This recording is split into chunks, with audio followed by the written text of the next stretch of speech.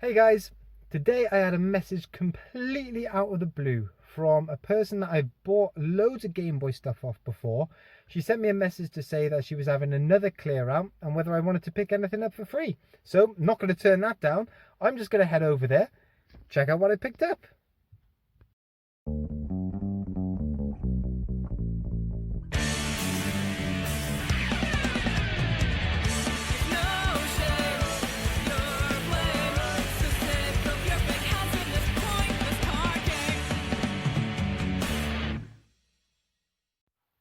Hey guys, what's cracking? Ian, the master of pieces here. I'm a part-time eBay reseller, and hey, I had a lovely message the other day off of a lady that I bought a load of Game Boy games off of.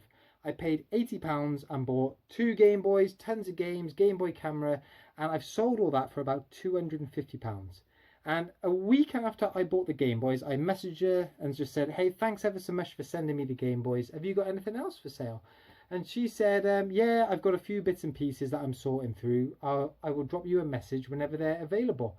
And lo and behold, 3 months later, she sent me a message to say, I have got loads of stuff, including a brand new boxed 90s Star Wars video game. Would you be interested to come over and pick it up? All for free. I said, yep, let's do it.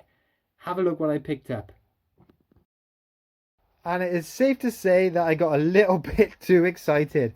When she said video game, and the fact that I bought loads of Game Boys off her, I thought she meant like a computer game. But nope, this is a Star Wars video game.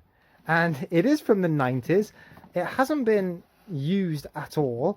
Let's just open it up and have a look what's in here. So we've got, I don't even know what this is. What's this? So it looks like we got a board game or oh, that's pretty cool. It looks as if we got a board here. There's the board, and then in the box, what have we got? Instructions. That looks like it goes in the middle of the board. Some bits there, cards up there, instructions. Oh, these look pretty good. Dice. Oh, there's a little R2-D2 there. And there is the video game. So, not what I was expecting, but really, really cool. And I'm sure that this is going to be worth some money. I don't know, what, 15, 20 quid maybe? So, I think that is totally worth the trip anyway. How neat is that? But what she also threw in, or was basically going to take down the dump, was we've got a Toshiba VHS player. We've also got another VHS player down there. Gold Star, never heard of that, but they both come with their remotes, so I will try those out. And again, I've no idea what they're worth. I've never sold VHS players before, but we'll give the Star Wars game a crack on that. And she was also going to take all this down the dump as well, so I thought I would save her a job, and even if they're no good to resell, I can take them down the dump anyway. So let's just run through some of the movies. That was Spice World there. God, darling buds of me. Men in Black won't be worth much. Let's get to the bottom of these. So these all just look like pretty generic things. The bit that was interesting to me was at the bottom we have got loads of children's videos, including Disney ones. And I don't know how much any of these will be worth, if anything. What have we got there? Snow White. That's a pretty old one. And what other one did I pick out? Beauty and the Beast. So I did look on sold listings, and some of those were going for silly money. And I don't know if this is the versions that do go for silly money. Oh, there's a Batman there. Look at him. Look at that. Awesome. So I'm going to have a look and see if any of these are worth selling on, or if these are just going to go straight down the charity shop. What are these? Disc, are they cleaners or something? Blank tapes there. Video head cleaner, that's never been used. Old boxes, yeah, I don't know if any of this stuff's worth it. If you guys have seen anything that is worth any money in here, drop me a comment. I'm going to have a look into it myself, but hey, if you guys have seen anything, please let me know. So safe to say that wasn't the type of video game we were expecting, but hey, it's still going to be a bit of fun. It's a nice retro board game with a real popular brand, so I'm sure it's going to be worth a little bit of money, so it hasn't been a completely wasted trip. Right, let me show you what sold on Monday. Monday's sales report, and we sold 3 things today totaling over £80, which for a Monday is pretty good for me. Let's start with the highest value sale, and it is this Staffordshire sheep. And he's got a little lamb in there as well. How about that? This one sold for £65 plus postage, and I am so chuffed with that. It's not one of the really old antique ones, which are worth hundreds and hundreds, but it is still pretty old. And the reason I can tell it isn't one of the super old ones is you see that gold around the bottom there and the gold around the top there. It's just too new, it's too bright. The real antique ones, all of that is either missing or it's all really faded. It just generally looks new as well. There's no big crazing on the back, which the old ones have, and that implies that it is still a bit new. Doesn't have any stamp or any logo on the bottom, which is usual. So £65 plus postage. I am so chuffed. And this is part of the stock exchange, and this puts us into profit. So the amount that I would have sold all those Hornby trains for, I have made more from the stock exchange stuff. So I am so chuffed. £65, we're into profit on the stock exchange. Happy days. What a start to the week. And the next two sales I am pretty pleased about as well, because we're clearing out a bit of old stock. But these Trackmaster carriages, they're just plain red with a yellow liner on the front there. These sold for £11 plus postage. They are pretty old, 2002, made by Tomy, but I'm finding that the carriages themselves are selling for as much as what the trains are. And I was thinking, you know, how could that be? But most Trackmaster bundles and most sets you buy, they do have wagons and trucks like this. You know, these aren't worth hardly anything. But not many of the sets actually come with carriages. And if you want to build like a nice railway set and people want to have carriages, they're going to pay money for them. So what I'd recommend, if you've got a big Trackmaster bundle, split off the carriages, pair them up or bundle them up and sell them away from the trains. These make as much money as the trains. So £11 plus postage, happy days. And the final sale are these two metal High Elf Warhammer figures. They're both from the original Warhammer game. Not particularly well painted. You know, there's nothing more than a base coat really on that. And these sold for £5 plus postage. And to post them is dead easy. I stick them in my cardboard envelopes. They'll go off as a large letter. Doesn't get much easier than that. But I tell you, what a start to the week. Only 3 sales. We're in profit on the stock exchange. And I've made £80 today. Great.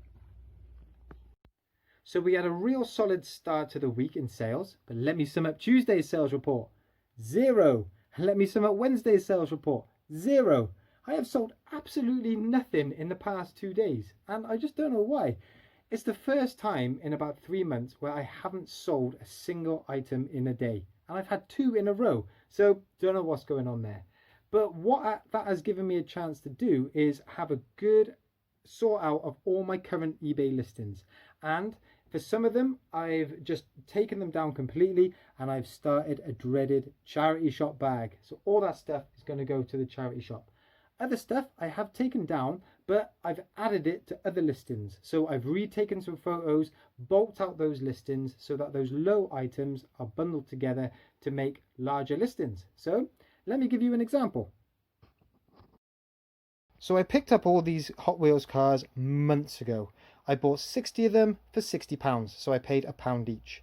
Now I've sold off a quarter of them for about £30. So it was a good start, but these just are not shifted now at all. What I had was, for example, I had these 3 as a bundle together for £5 plus postage. I had like individual cars like this one listed plus postage, but it was getting to the point where I was dropping the price of them so much to get them shifted that the postage cost was the biggest cost of the actual, it was more than the actual item. So what I've decided to do is get rid of all those listings and build larger bundles. So each one of these lines represents a single bundle, and I've got each one of these lines up for £20 all in. And what I can do is over time just drop that price. The reason I've done it like that is because that postage cost now is not the largest cost of the listing. The cars form the largest cost of the listing, and if I can make £1 back on each one of these cars because I've sold the first quarter for more money than what I paid, I should still be in profit. So I'm not too downhearted by the Hot Wheels cars. I just wasn't going about it the right way, and I'm not afraid to admit that. So I am still learning on this, but these ones are definitely better placed bundled. And here is the dreaded recycling, or not recycling, this is the charity shop bag. These items were just not moving at all, and they don't form any type of bundle. So here's a good example. This Olympic mascot I actually had listed up in the end for £1 plus postage, and I had no interest at all. So what is the point? He's going back to the charity shop. We got some baby toys in there, again not worth it. This Cyberman doesn't work, so it was only up for £2 plus postage. Doesn't work. Charity shop. I'm not wasting my time with any of these small listings. A Doctor Who Dalek didn't work. Some of these just aren't worth any money. I'm being a lot more crude now, because if you have a quick look around the garage, I am building up more and more stock, so I don't need those smaller listings to bulk out my eBay store. So you can see I'm being a bit more ruthless with some of those older listings which have been hanging around for ages. I'm not particularly precious about them, and if they don't sell, they can always go back to the charity shop if I haven't paid much money for them anyway. I'm being a bit more savvy with how I bundle things up to hopefully shift some of those things a bit quicker, which means I can focus my time on my energy trying to make more profit off of some of the more valuable things. And that's what it's got to be all about. Hey guys, don't forget to check out John Luke, the Reselling White Boys channel next Wednesday, because I'm going to be joining him for a live chat, 1st of July, 8:30. Really looking forward to it. I know I don't do too many live chats, but I really do enjoy doing them, so I hope to see you guys over there. Catch you then.